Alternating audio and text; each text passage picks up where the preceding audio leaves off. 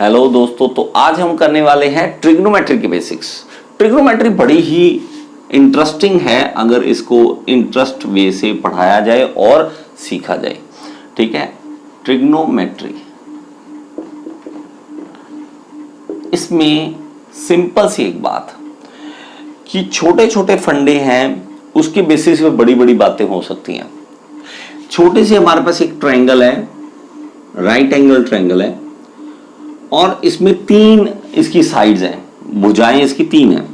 अगर मैं A B C कर दूं तो ए बी बी सी और ए सी, ये तीन हमारे पास इसकी साइड्स हैं। इसमें मेरे पास तीन चीजें होंगी, परपेंडिकुलर, हाइपोटेनस और बेस। ठीक है, परपेंडिकुलर, बेस, हाइपोटेनस। तो हिंदी में बोलते हैं, हिंदी में क्या होता है, लंब, आधार और कर्ण। ठीक है, लंब, आधार और कर्ण तीन होते हैं।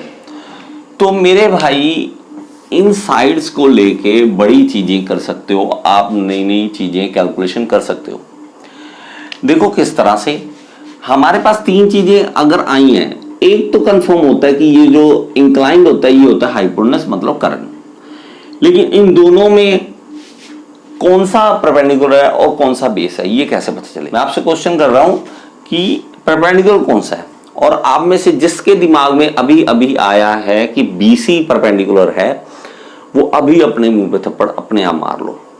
ठीक है, ऑनलाइन है, आ नहीं सकता, नहीं तो सामने होते तो एक लग जाती है।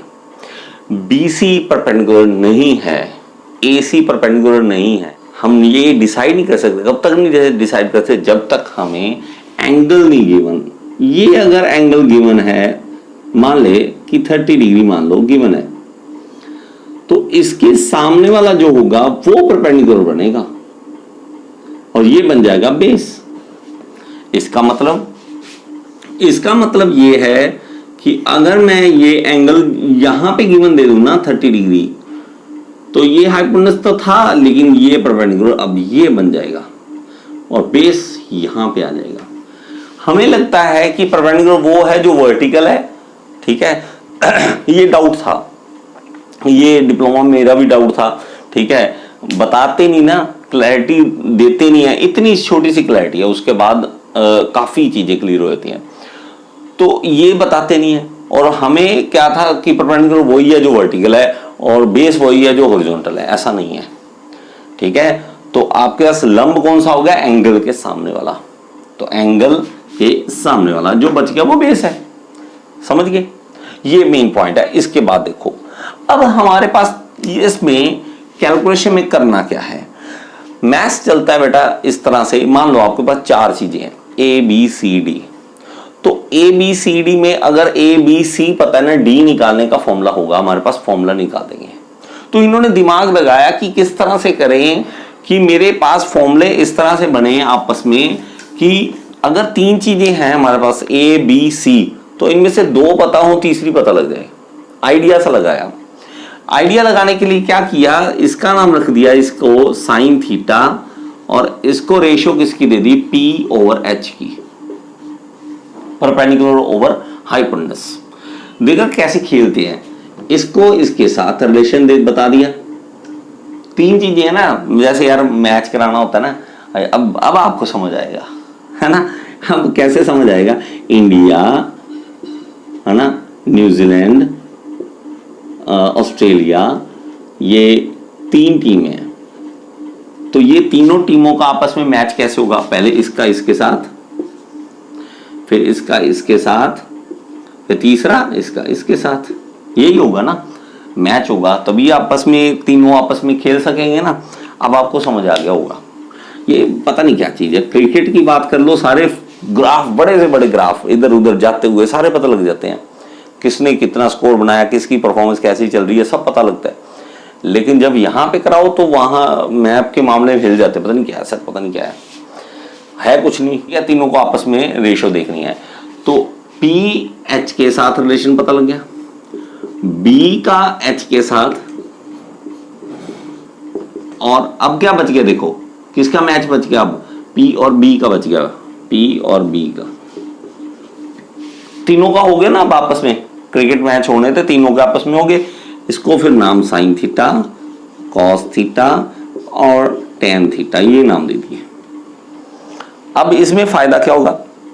फायदा ये देखो, अगर यहां पे चार चीजें हैं हमारे पास, P, B, H और थीटा, इन चार में से सिर्फ दो ही चीजें मुझे पता हो ना, एक दो, मान लो ये दो पता है, अब बाकी दो पूछ ली कि बताओ जी बाकी दो बताओ, तो कितना इजी है। देखो P पता है, देखो जो चीज पता है ना दो, वो ढूंढो कहां पे है मेरी, ये है P यहां पे है, B यहां पे है, ये दोनों पता है मुझे।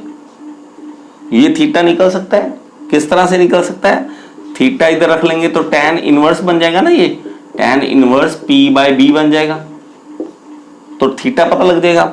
मतलब मैं पता कर सकता हूं तीसरी चीज मुझे पता लगी, चलो थीटा किस फॉर्मूले से पता लगा, इस फॉर्मूले से।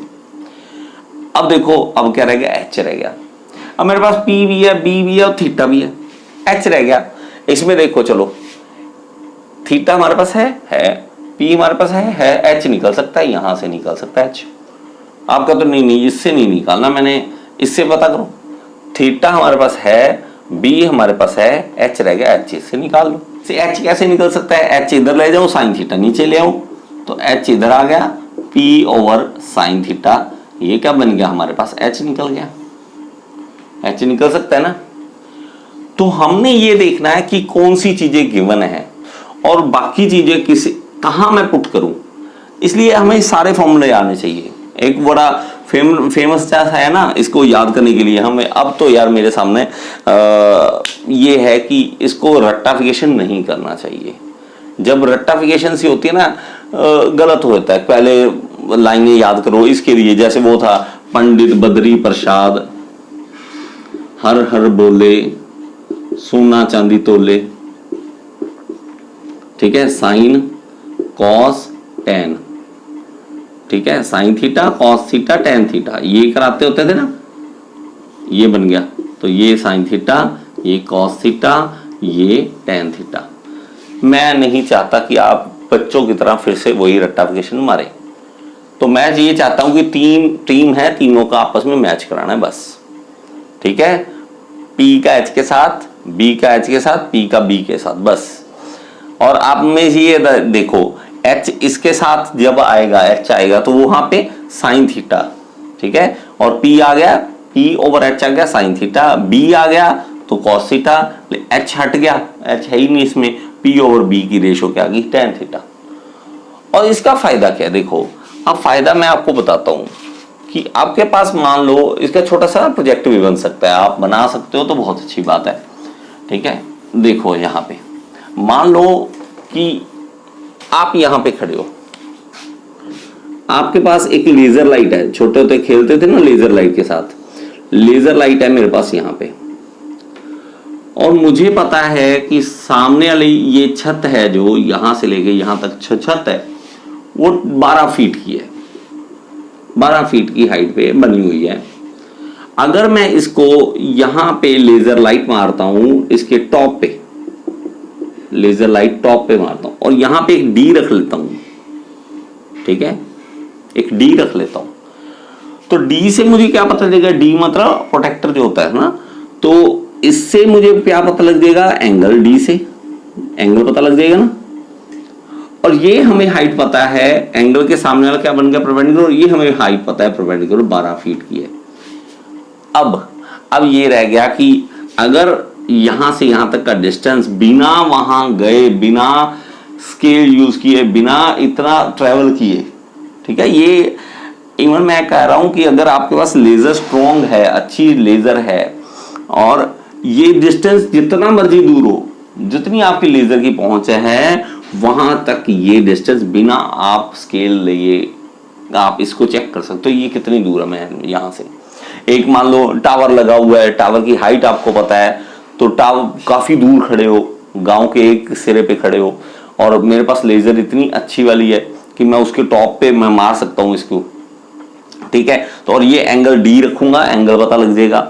तो मेरे पास क्या पता लग गया, फिर से मैं वही बात करूंगा, P है, B है, H है, थीटा है, चार चीजें होती हैं मेरे पास। P पता है मुझे, थीटा मुझे पता है, कैसे किससे पता लगेगा, डी से पता लग जाएगा। तो मेरे पास रह गया बी और एच रह गया। अब मैं क्या करूंगा, फिर से वही बात, sine theta P over H है, कॉस थीटा मेरे पास बी ओवर एच है, और टेन थीटा मेरे पास पी ओवर बी है। अब देखो P पता है, थीटा पता है, P पता है, थीटा पता है, साइन थीटा लगाओगे 30 है तो 1/2 आ जाएगा, H रह गया, H कैसे निकल जाएगा, H इधर चला जाएगा, ये इधर आ जाएगा, P over sine theta. Simple, समझ आ गया। अब देखो H पता लग गया, अब रह क्या गया B। तो B चाहे इससे निकालो चाहे इससे, जिस मर्जी से B निकाल सकते हो। तो B क्या चीज है, ठीक है, B ये चीज है यहां से लेके यहां तक का डिस्टेंस, बिना आप ट्रेवल किए, बिना स्केल लिए आप उसका लेंथ पता कर रहे हो, ठीक है। अब कई आपसे बच्चे सोच रहे होंगे सर B निकालना था तो H क्यों निकाला, मैंने H वैसे ही आपको बता दिया कि इस तरह से निकाल सकते हो, ठीक है। अगर B निकालना था सीधा सीधा क्या था, P हमारे पास गिवन था, थीटा हमारे पास गिवन था, B यहां से निकल जाना था, सिर्फ एक फॉर्मूले से ही हमारा आंसर आ जाना था। लेकिन मैंने आपको मैथ्स की बात बता दी, मैथ्स किस लिए और किस तरह से बनाया था। और मैथ्स में एक चीज यही है, हमेशा याद रखना, कुछ ना कुछ इनपुट होगा, ये नहीं है 4 चीजें उसमें से एक ही देगा, फिर नहीं। अगर मान लो कि मैं सिर्फ ये कह दूं कि मेरे पास ये 4 चीजें हैं, ठीक है, P, B, H और थीटा, इसमें सिर्फ मुझे तो सिर्फ P पता है, बाकी ढूंढो, लगाओ जोर, नहीं निकलता। तो इनपुट इसमें 2 तो चाहिए हमें, ठीक है। तो इस तरह की छोटे छोटे अगर प्रोजेक्ट बनाए जाएं, ठीक है, स्कूल लेवल पे डी रखो, आप लेजर लगाओ और सामने की हाइट जो है वो अगर आपको पता है, या हमें यहां से लेके यहां तक की लेंथ पता है, मुझे टावर की हाइट पता करनी है, मुझे ये है देखो कि टावर की ये जो भी है लेंथ है, यहाँ की हाइट है, आप मान लो एक हाइट बहुत ज्यादा है आपके पास, और यहाँ से लेजर जो जा रही है हमारी वो बहुत अच्छी वाली है हमारे पास। तो मैं क्या करता हूं, तो B हमारे पास मान लो पता है हमें, तो वही बात आ गई फिर से, B पता है, थीटा पता है, P पता करना है, तो यहां से फिर से निकल जाएगा।